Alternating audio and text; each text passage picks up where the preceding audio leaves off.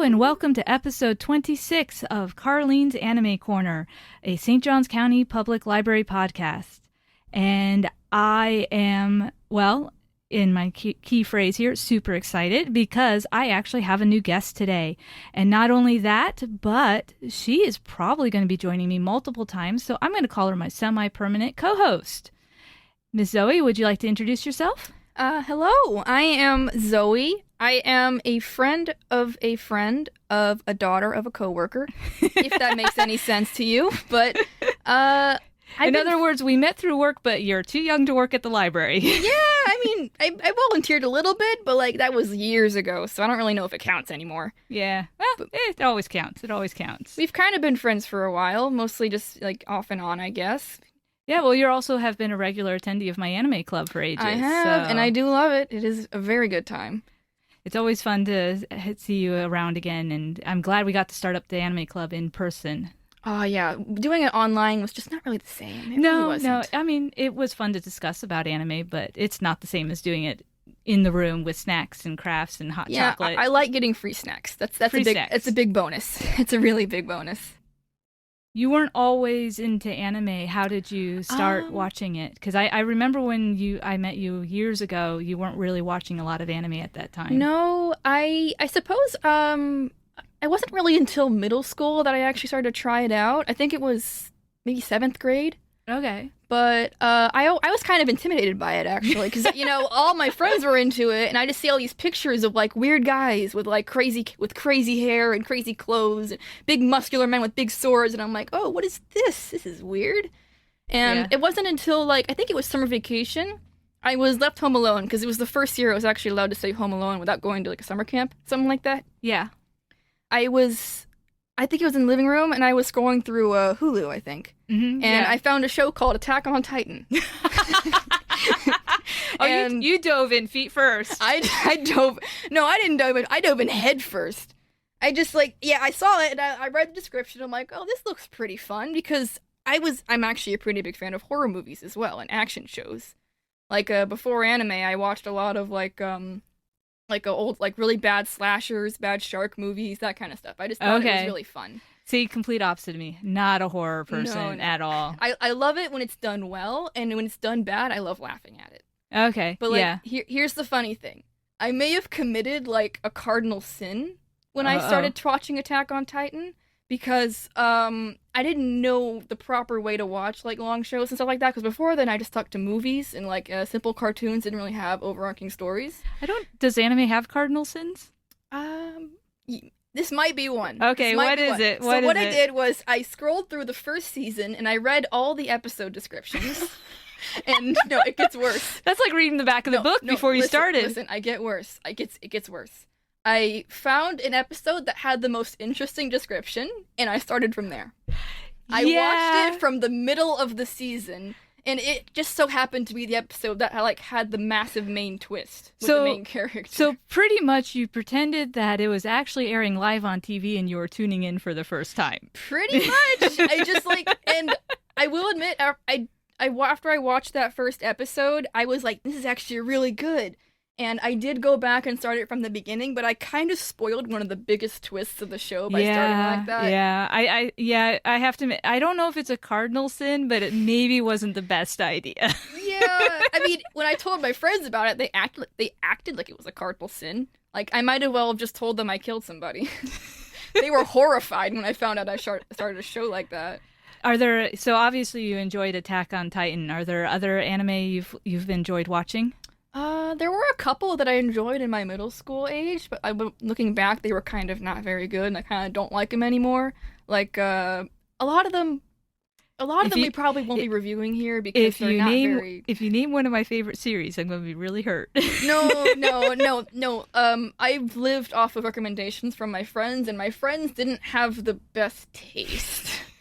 I think after Attack on Titan, my friend, she gave me a recommendation for a show called Black Butler. And I watched that was really popular when it came out. Yeah, it was. And she loved it. She was a huge fan of it. And I watched it, and I thought it was pretty good. I was a little off-put by some things, a few certain characters were a little, I don't know about that one. But for the most part, I liked it. I even bought myself a box of Black Butler themed playing cards. I still have those. They're really weird. Yeah. I have a collection. I have a box of One Piece themed playing cards and randomly De Grey Man playing cards. I don't think I've heard of that one, actually. Okay, I'll have to introduce you to that one. It's The Grey Man is a weird anime. It gets weirder as it goes. I think the other shows that I got into around that time was K Project, which I still kind of like, but for different reasons. Yeah. Which it's a pretty basic show. I enjoy it, but mostly for guilty reasons. I watched that one a while ago. It has some really good animation to it, and I did like some of the humor. Some of the character designs I was not entirely thrilled about. Talking about that one cat girl? No, actually, I was fine with her in a lot of ways. I felt like after the first season, the story fell apart. Yeah, it's like they should have stopped at the first season. Because I watched the movie and I started watching the second season, and then I was like, yeah, I'm not interested in this. When they brought in the weird mobile game stuff, I'm like, oh, this is the best you can do? I don't think I even got that far. No, you didn't get that far. No. Let me tell you, it gets worse. Okay. Like, evil mobile game. That's like the best way I can describe the last season I watched of it. There is an evil mobile game. It's always sad when something that has a lot of promise just kind of like dives off a cliff. I still rewatch the first season occasionally. It's got a special place in my heart. Yeah. Well, it has a kind of a fun mystery angle to it. And I like the samurai character. He's funny. Yes, he is funny. He funny. Is.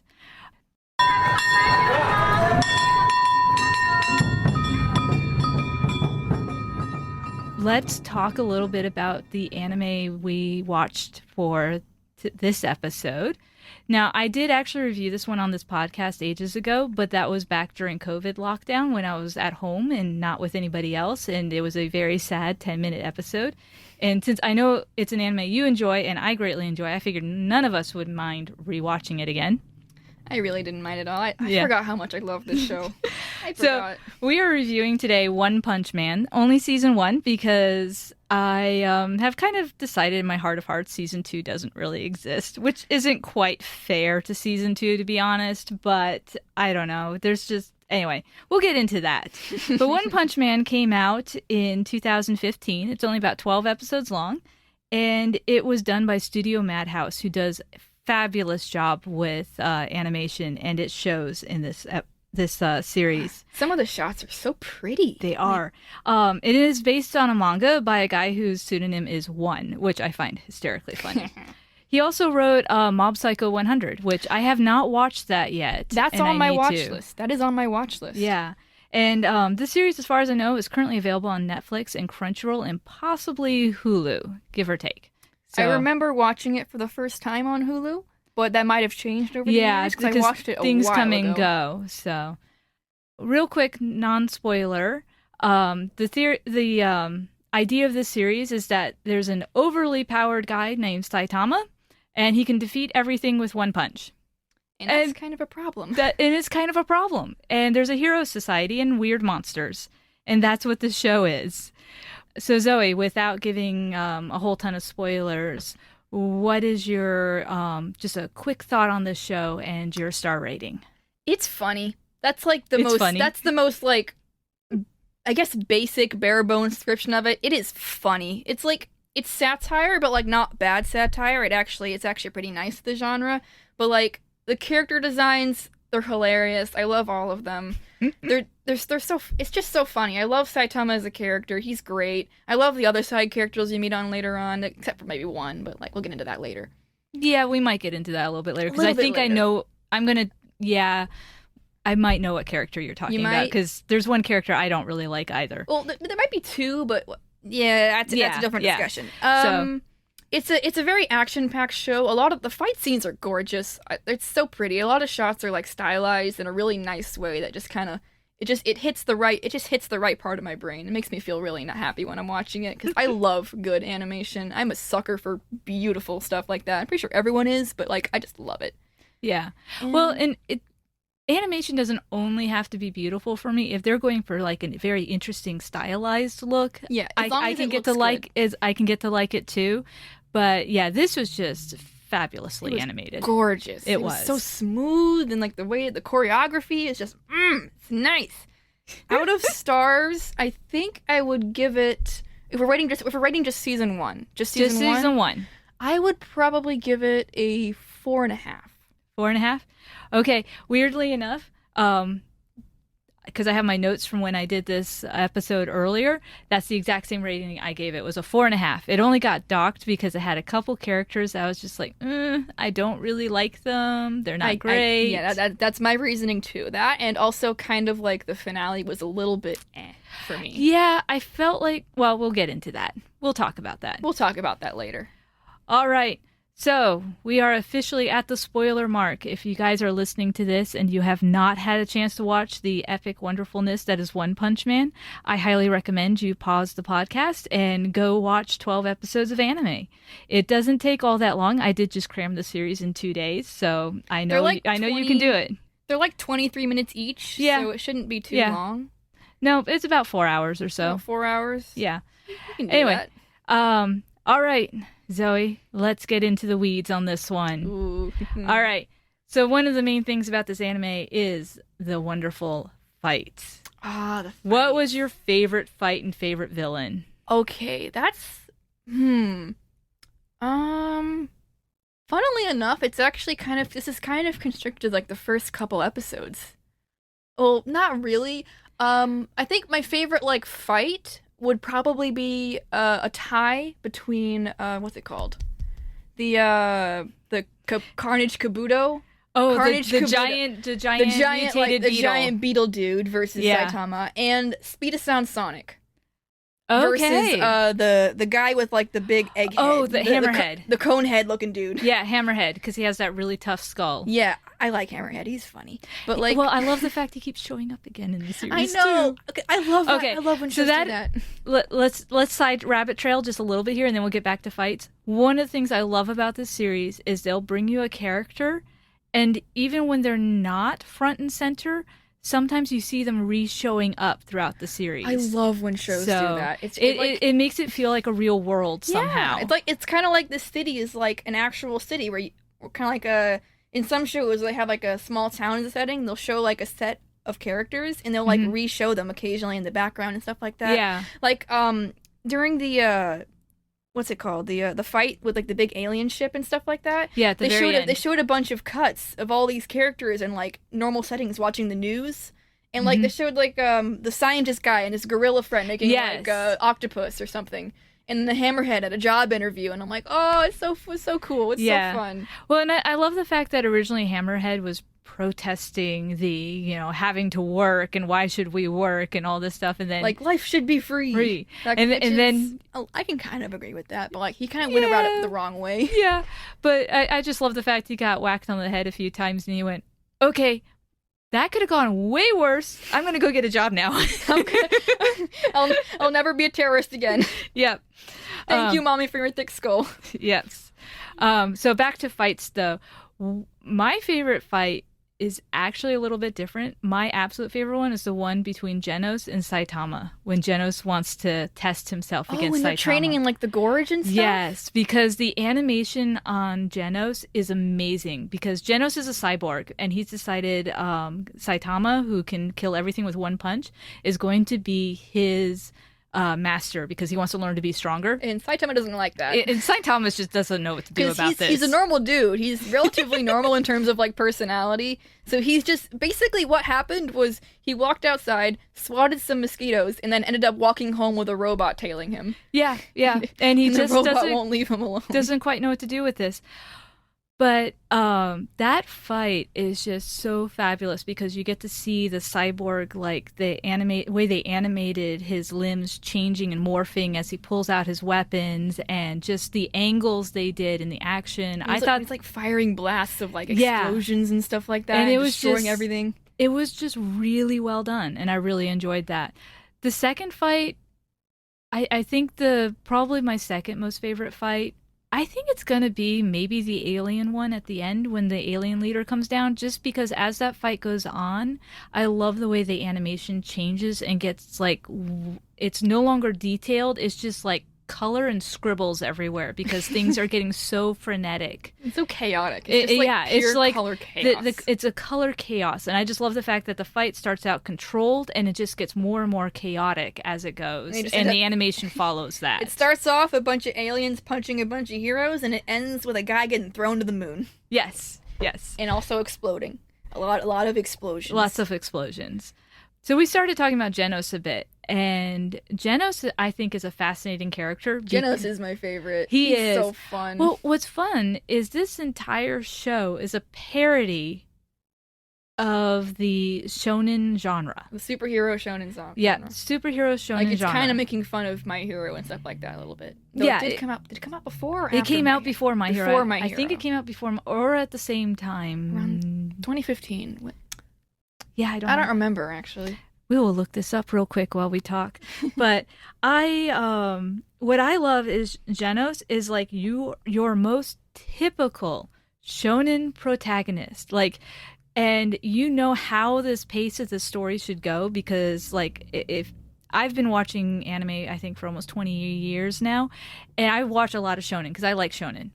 And you know how it's going to go with the shonen hero. There's a formula. There's a formula. And I appreciate the formula because that's part of, I like the formula. Like, you can make twists on the formula and, like, a little bit interesting sometimes. And when the formula is done well, I really like it. Like One Piece, I really enjoy One Piece, and that is as formulaic as you can get.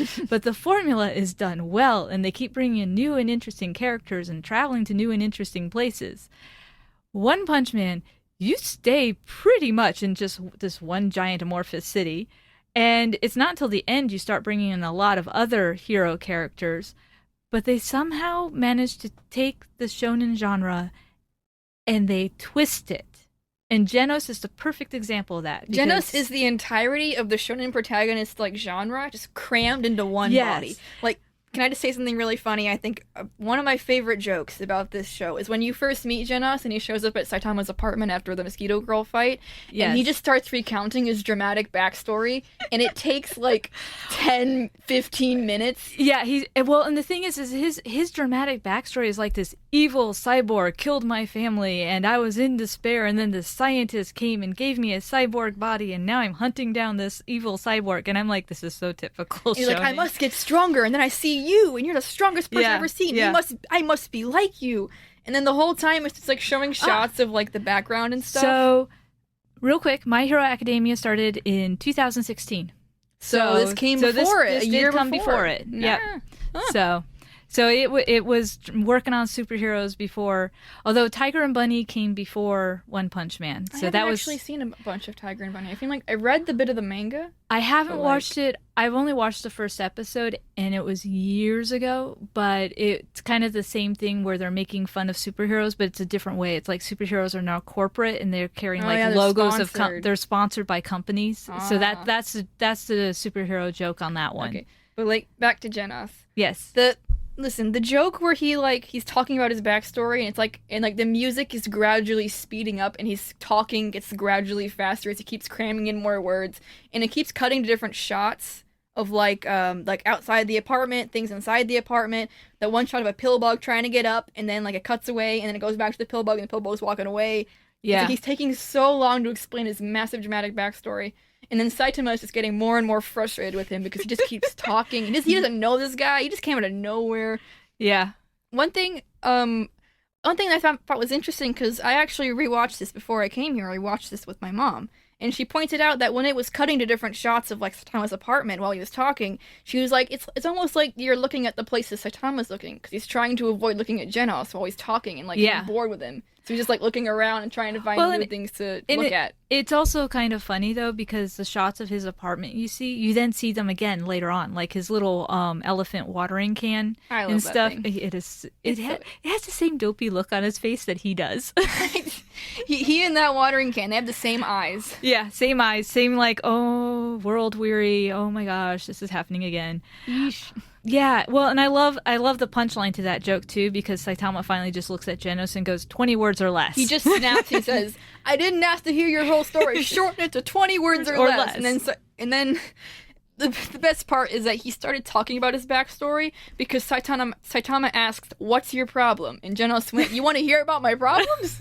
And then he just starts unloading all of his trauma. Yeah, so Saitama shouldn't have asked. No, he didn't even ask. He was like being sarcastic. Oh yeah, that's true. Because Genos is a robot and he didn't really get that it was sarcasm, so he just started because he takes everything he says. Well, literally. except for Genos is also a cyborg, so he's got the mind. He's got a bit, but Saitama said, "What's your problem?" in like a joking, sarcastic tone, and Genos just took it as like a sign to just get rolling. Well, he might also, as a person, have also not been very good at sarcasm. He is a robot who lives with a scientist who kind of does not. His scientist friend looks very weird. His hair is, I don't know if it's a hair or a hat. I think it's hair shaped like a hat. It's like a bowl cut on steroids. It sticks out a foot from his head. Listen, the best way I can describe it is if he cut a lemon in half and then stuck it on his head. Yeah, it does look a lot like that. It's kind of twisted it on there. Yeah. The weird nose too, Pinocchio nose. Yeah, you never really get to see the scientist all that much. He just shows up every now and then for usually fixing Genos. Yeah, Genos gets damaged a lot. Another thing I love about Genos is how every fight he's in, almost every fight, he gets like busted up and he just comes back good as new the next episode. Yep. And with new toys sometimes. And with new toys, he gets like an upgrade at some point. He gets all sleek and shiny. So, and that's one of the things I really like that this show does is every villain you meet, they start doing their monologuing, and it's like every villain has a monologue backstory, and Saitama gets so bored of it. Like, with the first episode, Vaccine Man. Yeah. Amazing name for a villain, by the way. Yeah. And then he just starts talking about how he's Mother Earth's apostle. He's going to cure the world of the human disease. And then Saitama's just like, look at him with the most blank expression. Just like, yeah, well, and that's where the animation does a really good job because Saitama, most of the time, he literally looks like an egg. His head looks like a bald egg with just round eyes, the most plain, boring animation you'll ever see. But when he gets interested in something or he gets serious, all of a sudden there's like this detailed facial expression. His eyes narrow out. He goes from like Sunday morning cartoon to just like shonen level, like I don't know, Studio Mappa anime or something like that. Yeah, it's amazing, and that's part of what the show does really good. Is it plays with the animation from the detailed to non-detailed and back and forth. Like going back to Carnage Kabuto fight with by the way, my favorite arc of the series is probably the whole like house evolution thing, which only took 2 episodes. I don't know why I like it so much. I guess just the characters are so funny, and just like the final fight is just it's really nice. The colors are. The big stag beetle man. He's very interesting. I like him. Even though he's kind of there to just kind of, punch a few times and be evil. And just show how powerful Saitama is because he's like, I'm going to go on. Yeah, but like when Saitama's in the show, they're like, Saitama's going to reveal his secret to how he got so strong. And then he just starts talking all dramatically, and it's literally just like the most basic superhero training regimen. Oh yeah, what was it? 100 push-ups, 100 squats, run like 100 miles, no AC, no heating. Yeah, eat 3 meals a day, banana in the morning. Yeah, and it was just and everybody's just looking at him like that doesn't make you this strong. And Genos is yelling like, "I did not ask to train under you just to hear stupid jokes." And then Saitama was like, "Well, that's all I did."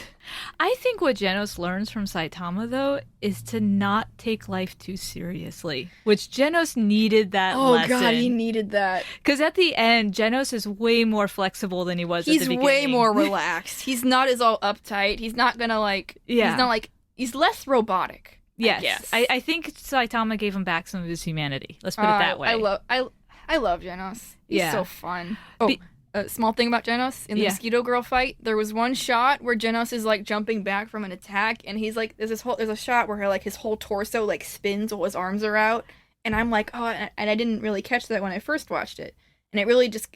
Sometimes they show how, like, he's literally all mechanical, because he pulls things out where his torso spins all the way around and stuff like that. Was there the one time when he was shooting the asteroid, and he takes his shirt off, and you see that he's all metal, and he literally opens up his chest and pulls out his power source to power his weapon to try and shoot the asteroid. Just, like, small details like that. It's just, it's really nice.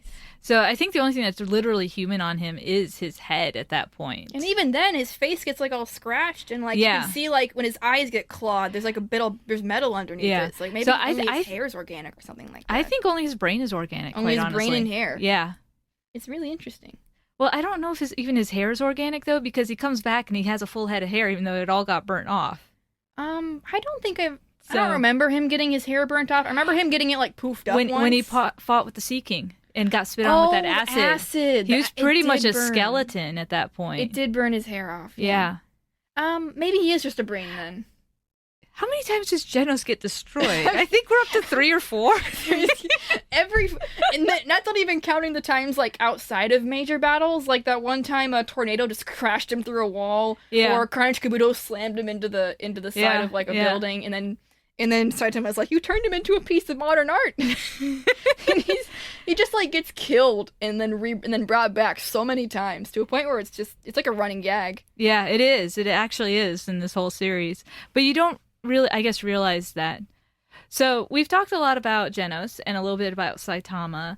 There are a lot of, like, minor characters we meet in this series.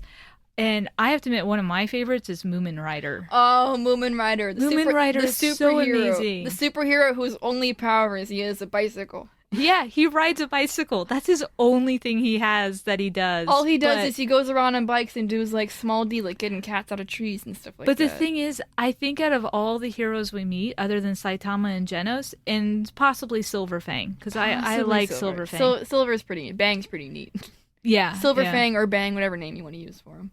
I think Moomin Rider is probably one of the only true heroes in the Hero Society. Yeah, like, because he's the only one who's, like, his heart's actually in it. He's in it He's to, like, doing it to do good for people. Yeah, it's like that's his thing. And everybody else seems like I'm flashy, they want to punch flashy, things. I want to punch things, I want to be pretty, I want to be worshipped, I want to be this. Like a My Mask. Yeah, that's a good My example. Mask. He's a supermodel and an actor, and but he's also a superhero, and even though he doesn't really do anything heroic at all. Yeah, we never see him do anything, which I'm going to guess that probably in the manga he does something. Or season 2, something or like season that. 2. But that doesn't exist, so. Well, yeah, sort of. Yeah. One day I should watch season 2, to be honest. I remember watching it, and I remember getting very disappointed and very confused. Yeah, but Moomin Rider, he's just... I love the fact that Saitama is not well liked because everybody sees him as being, like, destructive, a glory hound, and all this stuff, even though he never... He's cheating his way in. And it's like, they go ahead, and at one point he purposely takes that on because the whole heroes were being, like... They were being defeated left and right. And he kind of made himself out to be, like, a bad guy because he didn't want them to be discredited. Yeah. Or, like, because he saw that the Hero Society actually does do good and that they didn't. And he was like, I don't care. I can take this. I don't care enough about it. In the Deep Sea King fight, when all these heroes got defeated by the Deep Sea King, and then Saitama, the C-class hero, comes in because they have these rankings, S-class, and A-class, everybody was B-class. like, this hero is supposed to be really weak. He just came out of nowhere. He's a C-class. He shouldn't do anything. And he killed him in one punch. What does that say about the other heroes? Yeah, why do we need these heroes if they're that weak and so on? And Saitama was like, well, they're not that weak, and they did try to help you. And so he goes ahead and he makes himself out to be the villain, going, they all weakened it so I could kill it and all this stuff. I have all the credit now because I killed it when they already weakened it. And so that's a really noble thing. So he just gets a whole ton of hate mail. And what I love though is you get one letter that all it says is thanks.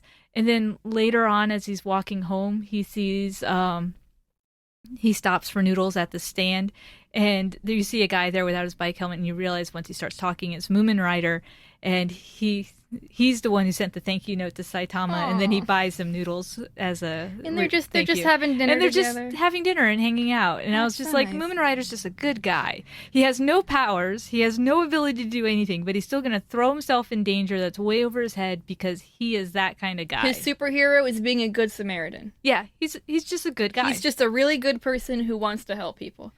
And on the hate mail thing, when Saitama pulled out one of the hate letters and he went, "Here's a guy with free time," I died. yeah. I choked on my cereal. That's a great line. It's like, oh, here's somebody with a lot of free time. Oh, my God. Saitama, you never actually, I think, really know how he's feeling half the time. He does say that his emotions are getting distant, but I think it changes a little bit over time. Well, and I think having a Genos was good for him too, because that also caused him to, and dragged him into the Hero Society and got him interacting with people more. But yeah, because I think he was just quite honestly suffering from depression. Yeah, because like before he was like he said he only was a hero to like he originally started to be a hero to like help people, but then over time because he kept killing things in one punch, he just kind of like didn't really get any thrill out of it or any like it's sense just of like, righteousness. he had no purpose. And because the monsters kept coming, it was like he wasn't doing anything. All of his efforts were for nothing. Although I love the fact that one episode with the seaweed monster, Oh, you find out the reason why all the monsters keep showing up is because they keep hearing there's a really strong monster where he lives, which he lives in an abandoned part of town because nobody lives there because all these monsters keep showing up. He lives in the abandoned town because the rent's cheap. Well, and also no one wants to be there because all these monsters show up. The reason why all the monsters are showing up is because he's the really strong monster they keep hearing about. So he's unintentionally so he's attracting them, but he's also killing them. Yeah. So he's unintentionally causing all these monsters to constantly show up in his city. He's like those bug lamps that are like candle flames that like whenever the bugs go into them they get zapped. He's like a human bug zapper. Yeah. He keeps killing all these monsters, but even more keep showing up because they hear there's like a super strong one that could like help him or something. But then he just keeps killing them, so it's like an endless cycle of monsters and dying and then coming back. I also found it really funny that apparently we have the Sea King show up. We have the Subterraneans show up. We got the dinosaur king, the lizard shows up. king, the lizard king shows up, and the bird people. The bird people show up. The Sky King, and I'm like, how many kings do we have going on then we here? Get the Space King. Yeah, or more like Space Emperor, I guess. I think he was an emperor. He's like Space Emperor, or Space Pirate Captain. I think he was a pirate who like ravaged worlds and stuff. Okay, they called him Lord. They called him Lord. Space Lord. Boros, I think was his name. Yeah. I don't know. But he showed up from space with this giant ship and a lot of aliens and tried to kill everyone. Melzargard and like a Gurmurdi Shoop or something like that. And they had weird names. Oh, the seer's name was like Shambhala or something like that. Shambhala. So there's some weird names in this anime. Especially with the hero names. Some of the hero names are funny. Silver Fang, Atomic Samurai, Tank Top Tiger, Metal Bat. No, that's kind of a cool name, actually. Metal Bat is like the gangster kid. I love. He's like the Pompadour. He's like a delinquent, but he has a bat. But then I think in season 2, it's revealed he has a little sister. Actually, it's revealed in season 1 because he's upset because he got called to that meeting because he's missing his little sister's piano recital. Yeah, it's in season 2 that you actually meet his little sister. But, okay. I think in season 2 it shows how Metal Bat became a hero because he wanted to like make a better life for his sister because he was like a poor kid and stuff. And I'm like, you know what? I like Metal Bat. He's fine. Yeah. But well, okay. So let's talk a little bit about what happened between season 1 and season 2. Season 1 and season 2. So season 1, you concentrate mostly on Saitama and Genos. And at the last handful of episodes, they start bringing the whole hero society, and you start getting this idea there's a story going on that you don't know about behind the scenes. They end season 1 with a huge cliffhanger. Yeah, huge cliffhanger. Like, there's so many different open-ended stuff. So I was really looking forward to season 2 because I was like, great. When I heard they were going to do a season 2, I sat down to watch season 2. I watched one episode, and then I haven't watched any more since. I am going to say it is not because the humor of the show decreased at all, because there was a lot of the same sarcastic humor that's in the first episode. It wasn't that Saitama wasn't in the episode because he was front and center. It's because we went from some of the best animation I've ever seen to mediocre, fairly good animation. Like something you'd see in your standard isekai or something. Yeah, like that. it wasn't horrible. Mediocre at best. But it wasn't great. It was like being served like a full Michelin star first course dinner and then like going out to like Chili's or something. Or McDonald's. Yeah, you just went to McDonald's. It's good, it's fun, it's fast, but it's not great. It's not Michelin star. It's not gonna make you want to sing your heart out. Yeah, it's not like a roast beef dinner with all the trimmings. No, it's just a burger and fries. It tastes nice, but it's like not as good as good. It's just that apparently, from what I heard, is Madhouse got tied up with other projects, was not able to do the animation for the second season, so they gave it to a different animation company. That does explain it then. Yeah, which explains a lot. As I said, one day I will probably sit down and watch season 2, but after I watched that first episode, it was no longer a priority for me, and there's a lot of anime out there to watch. That's true. There's a lot more stuff.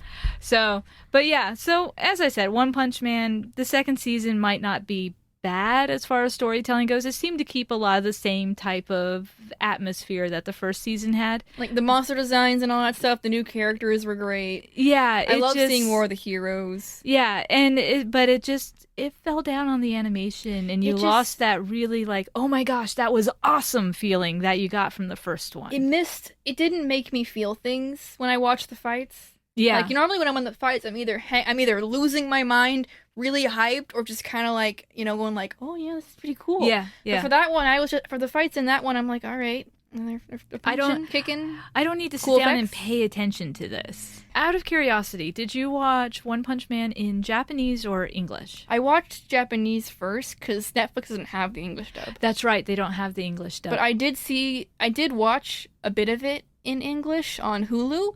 And I don't remember how I felt about it. I remember all I know is I watched it and I thought Genesis and Saitama sounded pretty neat. Yeah. That's about it. I really, so I own this series on Blu-ray. Okay, let's put it this way. I bought the limited edition with all the extras. I can see by the really fancy case there. Yeah, really fancy case. It's got a little art book, art cards. It's got like a whole sleeve and everything. Whole sleeve. It's like multiple parts. It's like collector's edition. Yeah. No. Like it's like a booklet of animation cells.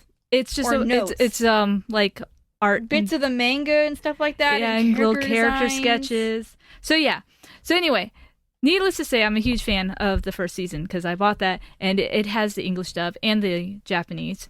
So I have to admit, I've watched this, I think, now 5 or 6 times, and I switch back and forth between the English and the Japanese, and they're both really well done. The English dub is actually good for this. The English dub is amazing. It is fantastic. So that's really refreshing. Yeah, a lot of shows don't have good dubs.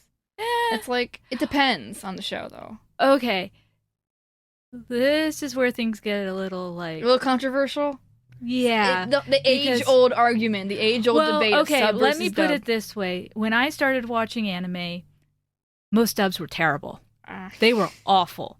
We're not even going to say that they were like mediocre. They were just downright terrible.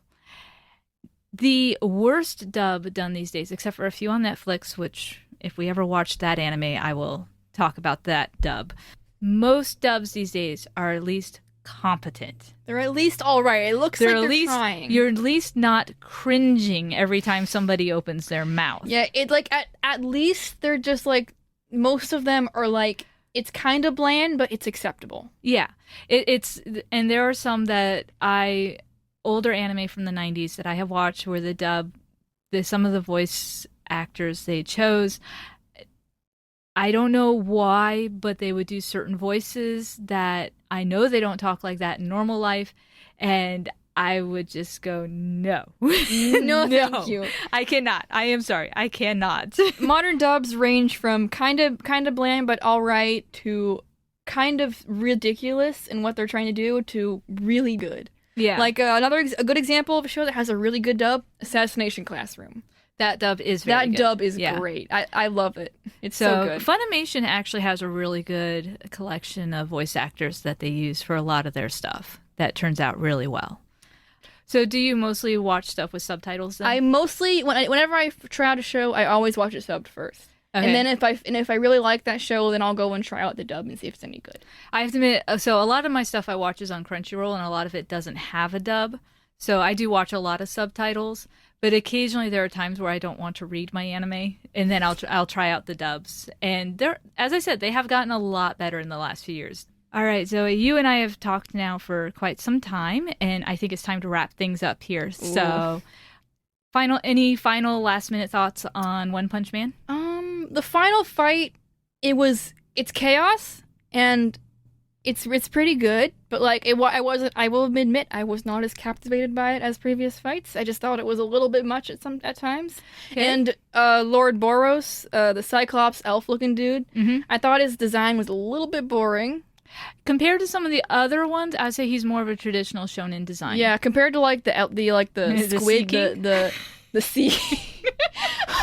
Okay, listen, they took the king part of his name and like really kind of amped it up a little bit. Like he's got a crown and everything. Yeah, but like not like a crown, but like a King Henry VIII crown. I like the fact he morphs when it rains. He morphs into like this like lizard barracuda like type an creature. anglerfish dude. Yeah. But like compared to like the dude with like 4 heads and like 6 arms, you could like split into like his head could come up and have bat wings and stuff. Yeah, and that one was creepy. And then that one was weird with like the marbles and stuff you had to destroy to kill him. And then the octopus looking dude who looked like he was made of like slappy hand rubber. Yeah. You know, like sticky hand stuff where you throw it at the wall and it sticks. It looks like it looked like that. And then you got this really big buff guy with one eye, really long elf ears and weird hair. Yeah. It's armor. And armor, He looked a little cyberpunk, actually. Yeah. I mean, he did look like a space pirate, but I feel like they could have leaned into the whole pirate thing a little bit more. Okay. Or at least made him look a bit more creative. As I said, I can see where they were going with kind of a very traditional shonen looking character for their big boss fight, but yeah, compared to the other bosses, not quite as creative or weird or off the wall. Yeah, compared to like the lobster dude, the weird crab guy, Crabalante. That one kind of bothers me with how he winds up dead. Let's just say that was one where I was like, I think this should be TV 16. Or like the one background character who's like a car. Oh, the dude who like turned himself into a car person. Yeah, that was the one where Saitama didn't even let him finish his backstory. No, he just punched him and walked away. Punched him and walked away. And like the Vaccine Man. Yeah. For a first impression villain, Vaccine Man is great. Let's go ahead and wrap it up. Thank you so much, Zoe, for joining me. I'm happy to be here. This is honestly one of my favorite things to do, and I'm glad I can put it somewhere.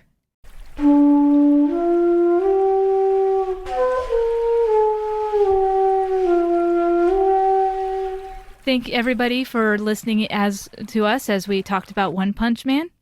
If you have any thoughts or comments about our show today, you can email me at the email address in our show notes. And we also have a lot more exciting anime coming up and possibly a video game episode sometime in the year. We'll see what happens with that.